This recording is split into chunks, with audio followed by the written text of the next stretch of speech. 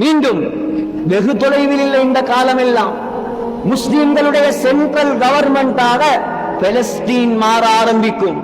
சகோதரர்களே, பெலஸ்தீனுடைய மஸ்ஜிதுல் அக்ஸாவுடைய கண்ணியம், தரம், செழிப்பு கூட கூட ஸல்லல்லாஹு அலைஹி வஸல்லம் சொன்னார்கள், ஸல்லல்லாஹு அலைஹி வஸல்லம் சொன்னார்கள், ஹராபு யஸ்ரிப், மதீனாவுடைய செல்வாக்கு குறைய ஆரம்பிக்கும்.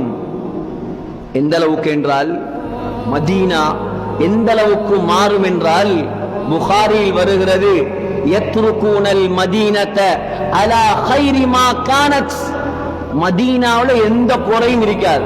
நல்ல செழிப்பா அழகா வசதி வாய்ப்போட இருக்கக்கூடிய அந்த மதீனா, ஸல்லல்லாஹு அலைஹி வஸல்லமுடைய உடம்பை தாங்கிய அந்த மதீனா, மக்கள் எல்லோரும் மதீனாவை விட்டு வெளியேற ஆரம்பிப்பார்.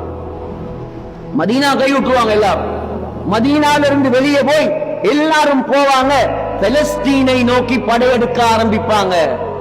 ஸல்லல்லாஹு அலைஹி வஸல்லம் சொன்னாங்க, எந்த அளவுக்கு என்றா, ஹத்தா லா யக்ஷாஹா இல்லல் அவாஃபி, மதீனாவுல மனிதர்கள் இருக்க மாட்டாங்க, கடுமையான காட்டு மிருகங்களும் பறவைகளும் மட்டும்தான் இருக்கும்.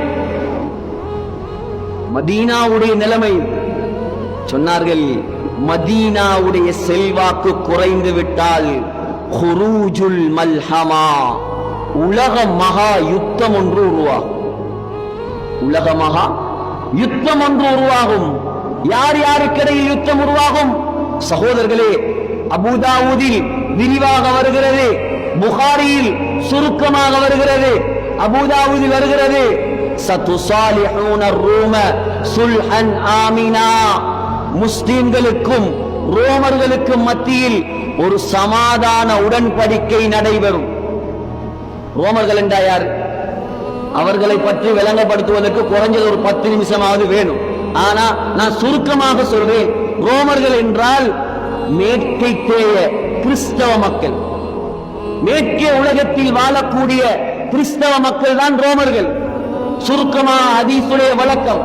சகோதரர்களே, அந்த கிறிஸ்தவர்களுக்கும் முஸ்லிம்களுக்கும் மத்தியில் ஒரு சமாதான உடன்படிக்கை உண்டாகும். எந்த அளவுக்கு என்றால், சொன்னார்கள் ஸல்லல்லாஹு அலைஹி வஸல்லம், முஸ்லிம்களும் கிறிஸ்தவர்களும் சேர்ந்து இன்னொரு எதிரியோடு யுத்தம் செய்வார்கள். உலமாக்கள் சொல்றாங்க, அதுதான் யூதர்கள். முஸ்லிம்களும் கிறிஸ்தவர்களும் ஒன்றா சேருவாங்க, சேர்ந்து யூதர்களோட யுத்தம் செய்வாங்க.